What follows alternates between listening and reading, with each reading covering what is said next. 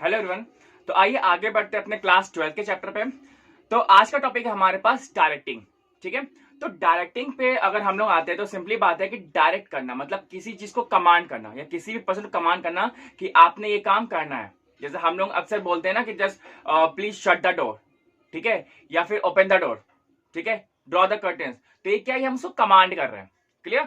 तो डायरेक्टिंग यहाँ पे इसी तरीके इसी चीज में आता है कि किसी भी चीज को कमांड करने के लिए या कोई भी जो कंपनी है, कोई भी जो ऑर्गेनाइजेशन है, अगर वहां पे अनटिल एंड अनलेस जब तक कि वहां पे मैनेजर नहीं होगा या जब तक कि वहां पे कोई सीनियर अथॉरिटी नहीं होगी कमांड करने के लिए कि आपने ये डिजायर्ड गोल अचीव करना है, तो क्या वहां के एम्प्लॉयज काम करेंगे? Literally do you think that कि क्या वहां के एम्प्लॉयज काम करेंगे? नहीं। ठीक है, क्योंकि उनके पास कोई ऊपर से कमांड ही नहीं होगी। तो उनके पास, हाँ आप काम तो कर रहे हो लेकिन किस डायरेक्शन में काम करना है। ठीक है, तो ये उनके पास एक जस्टिफिकेशन होना चाहिए कि भाई साहब हाँ हम आपको यहाँ पे डायरेक्ट कर रहे हैं, आपने ये काम करना है। जैसे होता नहीं मूवीज में कि मूवीज जो डायरेक्टर होता है वो क्या करता है, वो मूवी को डायरेक्ट करता है, एक्टर को बताता है कि आपने कौन सा इमोशन रखना है, कौन सा डायलॉग कब बोलना है, कौन सा सीन पहले आएगा, कौन सा सीन बाद में आएगा, या आपने किस टाइप से एक्टिंग करनी है। तो डायरेक्टर नोज कि हाउ ही और she is going to give the direction और give the command to the actors. ठीक है, तो एक्टर्स जो होते हैं वो अपने आप से नहीं, वो डायरेक्टर के कमांड पे काम करते हैं। डायरेक्टर के कहने पे वो लोग अपना जो परफॉर्मेंस होता है वो देते हैं। तो उसी प्रकार से हमारी जो कंपनी होती है, तो कंपनी में डायरेक्टर कौन होता है? सिंपल सी बात है, मैनेजर। ठीक है, तो बताते हैं कि हमें 6 महीने में ये चीज हमें अचीव करना है, ये हमारे पास ये ऑब्जेक्टिव है, तो this we have to achieve in within 6 month at any cost. Clear है? So that is known as the perfect directing या कमांड। क्लियर।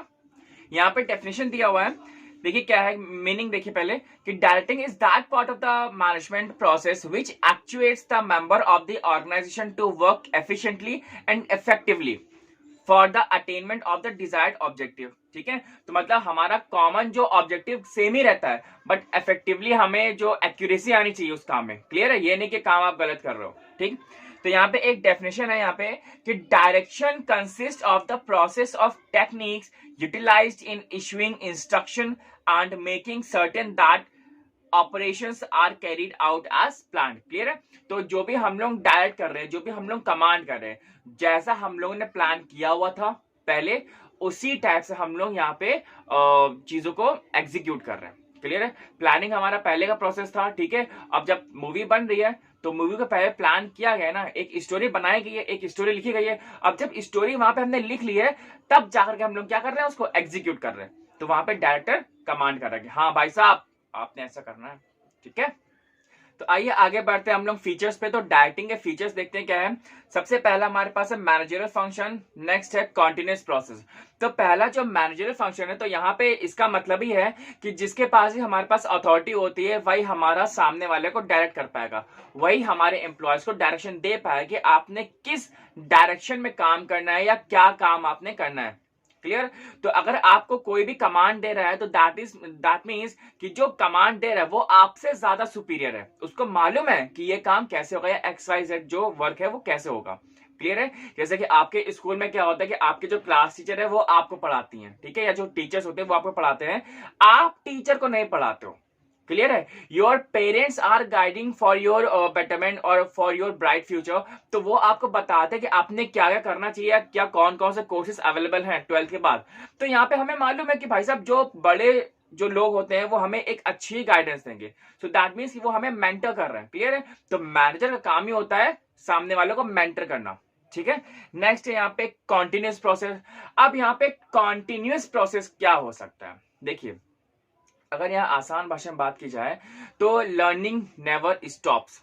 लर्निंग कभी भी हमारी स्टॉप नहीं हो सकती, बट ये हो सकता है कि हाँ हम लोग उसको इंप्रूव जरूर कर सकते हैं। क्लियर है? तो जो यहाँ पे लिखा हुआ है कॉन्टिन्यूस प्रोसेस, तो किसी भी काम को अच्छा करना ये हमेशा एक लगा ही रहेगा कि हाँ इसको ये कंटिन्यू होना चाहिए। हम कह सकते हैं ना कि भाई साहब आपकी लैंग्वेज बहुत अच्छी है या आपका जो पेंटिंग है, अगर आप पेंटिंग कर रहे हो तो वो बहुत अच्छी पेंटिंग है, लेकिन उस पेंटिंग का मतलब क्या हो सकता है? हम कहते हैं भाई इससे अच्छी और बन सकती है।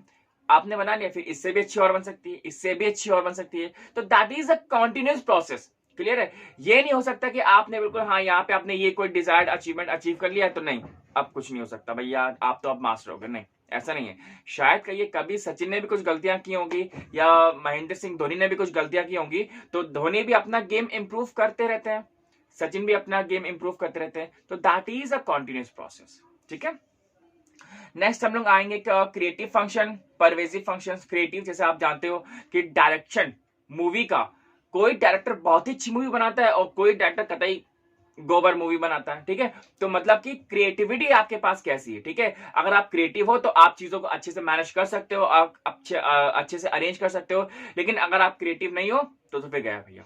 ठीक है, परवेजिव यहाँ पे दिया, और परवेजिव का मतलब क्या होता है, हर जगह पे है, मतलब हर जगह पे ही है।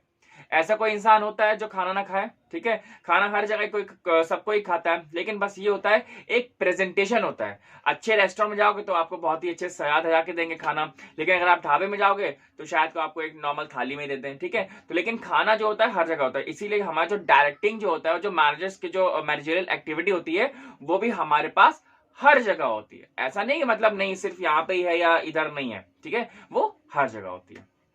नेक्स्ट पॉइंट है हमारे पास कंट्रोलिंग। तो कंट्रोलिंग टू स्टांड्स कि आप अपने जो प्रोडक्ट्स हैं, जो भी आप मार्केट में जो प्रोडक्ट्स लॉन्च कर रहे हैं या जो भी कुछ बना रहे हैं, उनका एक लेवल ऑफ स्टैंडर्ड होता है।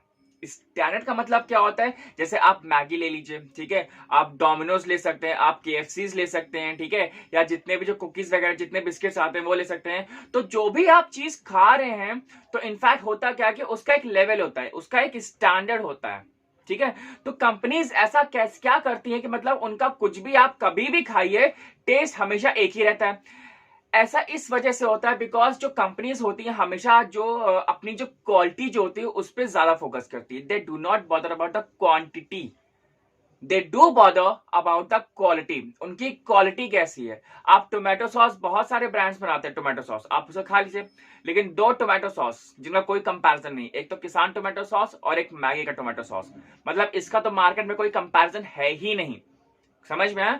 So that is the thing कि जो कंपनीज होती है वो कभी भी अपनी क्वालिटी से कोई भी कॉम्प्रोमाइज नहीं करती हैं, एंड वो हमेशा अपने स्टैंडर्ड्स को मेंटेन रखती हैं और अपने स्टैंडर्ड्स को बढ़ाती हैं, जिससे कि जो उनका जो प्रोडक्ट है वो बाकी प्रोडक्ट से अलग हो सके। ठीक है, तो आइए जरा देखते हैं क्या है दिया हुआ यहाँ पे कि controlling is the process of measuring the performance, comparing it with the standards and taking corrective actions wherever necessary. ठीक है, तो यहाँ पे एक डेफिनेशन दी हुई है कूंस की कि controlling is the measuring and correcting of activities of subordinates to ensure that event conforms to plan. यहाँ पे क्या बोल रहा है कि जो भी जो चीजें जो होती हैं वो हमारे जो कंट्रोल किसको करते हैं भाई। क्या आप अपने माँ बाप को कंट्रोल कर पाओगे? नहीं ना, पेरेंट्स आपको कंट्रोल करते हैं। तो दैट मीन्स टू से कि जो बड़ी बड़ी जो कंपनीज होती हैं वो करते हैं क्या है, जितने भी जो अपने एम्प्लॉयज को वो कंट्रोल करते हैं कि प्लीज आप हमारे जो स्टैंडर्ड्स हैं उनको देखिए, या प्रोडक्ट हमारा किस तरीके से बन रहा है उसको देखिए। या जितने जो सुपीरियर्स होते हैं वो अपने सबऑर्डिनेट्स को कंट्रोल करते हैं कि आप जो भी काम कर रहे हो प्लीज वो थोड़ा सा यूजफुल करिएगा जो कि हमारे कंपनी के प्रोडक्टिविटी में उसका यूसेज हो। ये नहीं कि आप कोई भी ऐसा काम कर रहे हो जो उसका कोई फायदा ना हो कंपनी में। यहाँ पे दिया हुआ है देखिए जरा कि the process of control consist of the following steps. तो सबसे पहला हमारे पास सेटिंग स्टैंडर्ड ऑफ परफॉर्मेंस। ठीक है, तो एक स्टैंडर्ड देखिए, मतलब आप जो भी कुछ बना रहे हो, देखो परफॉर्मेंस कुछ भी हो सकता है, चाहे वो सिंगिंग में कर लो, डांसिंग में कर लो, या आप टिकटॉक बनाने में कर लो, या आप कोई भी परफॉर्म कर रहे हो, या कोई एक्टर हो सकता है, या कुछ भी हो सकता है। तो परफॉर्मेंस हर जगह पे, अगर आपका जो मार्केट में प्रोडक्ट आ रहा है तो आप उसको भी अपना जो स्टैंडर्ड है उसमें कैलकुलेट कर सकते हैं। ठीक है, तो दिया हुआ है ना कि setting standard of the performance. ठीक है, अपना स्टैंडर्ड को बनाना या बढ़ाना।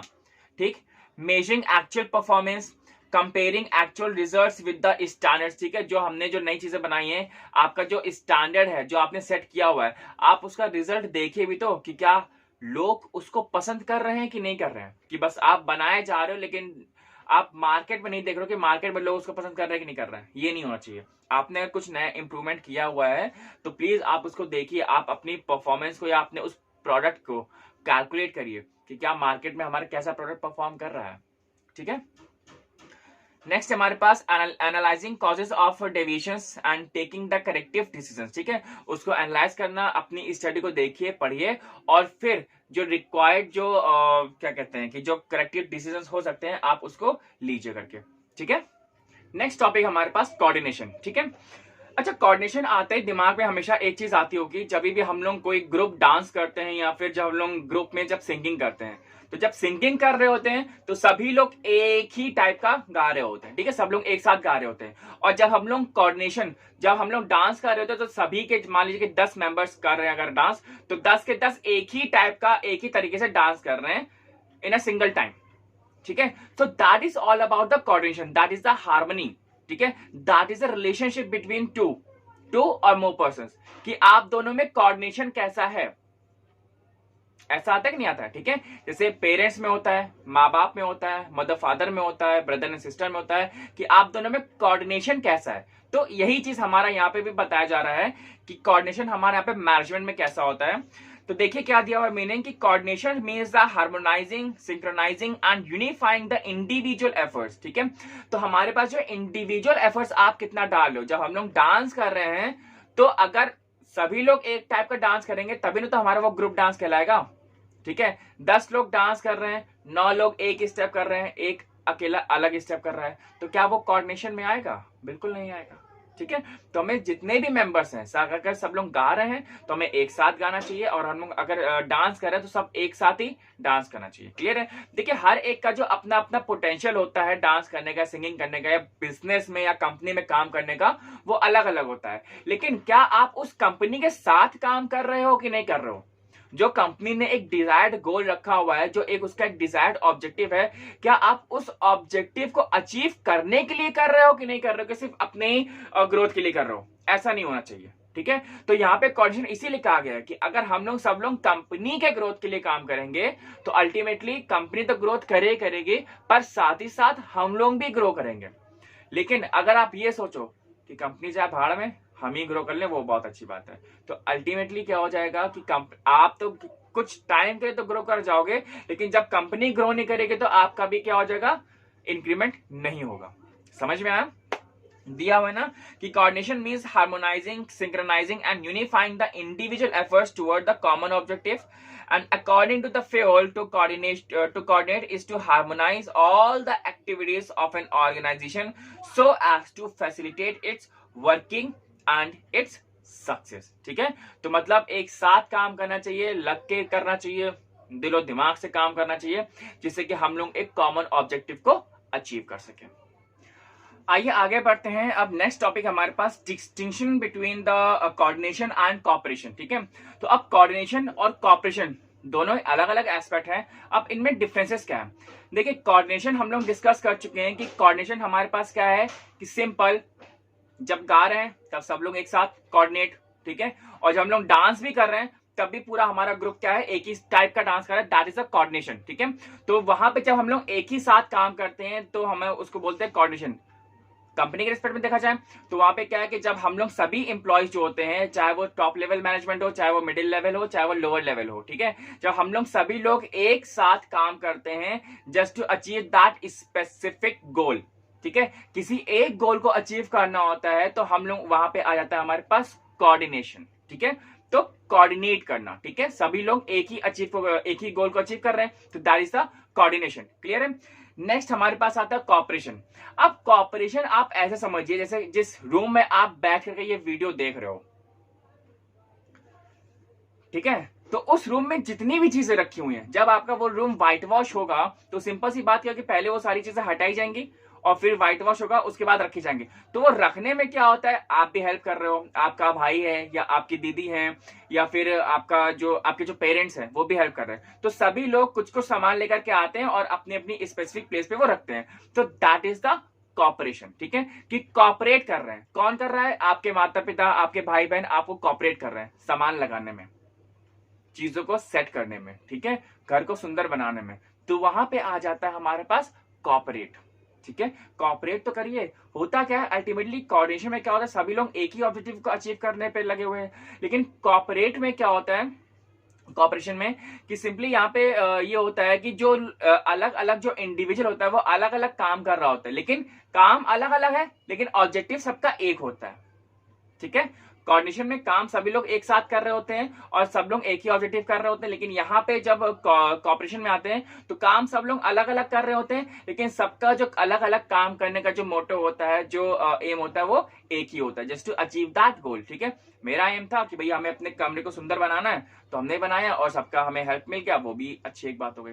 क्लियर है? So that is the difference या distinction between the cooperation and coordination. Next topic हमारे पास coordination as the essence of management. ठीक है, तो why coordination is known as the essence of management, मतलब कोऑर्डिनेशन ही क्यों होता है? कोऑर्डिनेशन मतलब होता है जब हम लोग साथ में काम कर रहे होते हैं। तो अभी हम लोग जितने भी फंक्शंस पढ़ के आए हैं, कौन कौन से हमारे पास फिगर आ रहा है आपके में, प्लानिंग है, ऑर्गेनाइजिंग है, स्टाफिंग है, डायरेक्टिंग है एंड कंट्रोलिंग है। ठीक है, तो हर एक चीज में हमारे पास जितने भी जो फैक्टर, जितने भी जो फंक्शंस हैं, जब तक कि हम लोग साथ में काम करेंगे ही नहीं तो हमारी कंपनी कैसे काम करेगा? हमारी कंपनी में कैसे हम लोग जो प्रोडक्टिविटी है वो कैसे आगे बढ़ा सकते हैं? सिंपल सी बात है, नहीं बढ़ा सकते। प्लानिंग, अगर हम लोग साथ में काम नहीं करेंगे तो क्या प्लानिंग हमारी एफिशिएंटली हो पाएगी? बिल्कुल भी नहीं। हमारी अब आती है ऑर्गेनाइजिंग, क्या ऑर्गेनाइज कर सकते हैं? अगर वो अपना काम कर रहा है, वो अपना काम कर रहा है, वो तीसरा अपना काम कर रहा है, जब सब लोग अलग अलग काम करेंगे तो क्या हमारा कोई चीज या कोई भी इवेंट हमारा ऑर्गेनाइज हो पाएगा? बिल्कुल भी नहीं। तो उसके लिए भी हमारे पास क्या होता है, इंटीग्रेट होना पड़ेगा हम लोगों को। ठीक है, साथ में काम करना पड़ेगा। तो कोऑर्डिनेशन कुल मिला के हमारे पास पूरे मैनेजमेंट में हर एक एस्पेक्ट में आता है, हर एक फंक्शन में ही आएगा। ठीक है, आप कोऑर्डिनेशन को किसी भी चीज से अलग नहीं कर सकते। ठीक है, पूरी कंपनी से भी अलग नहीं कर सकते या किसी एक इंडिविजुअल से भी अलग नहीं कर सकते। आप अगर आप काम कर रहे हो तो आपको सामने वाले के साथ कोऑर्डिनेट करना ही पड़ेगा। क्लियर है? So that is all about the chapter, and if you feel any doubt then you can do let me know in the comment section, and आज के लिए इतना ही रखते हैं और फिर मिलते हैं नेक्स्ट वीडियो में। ठीक है, till then bye bye and thank you very much.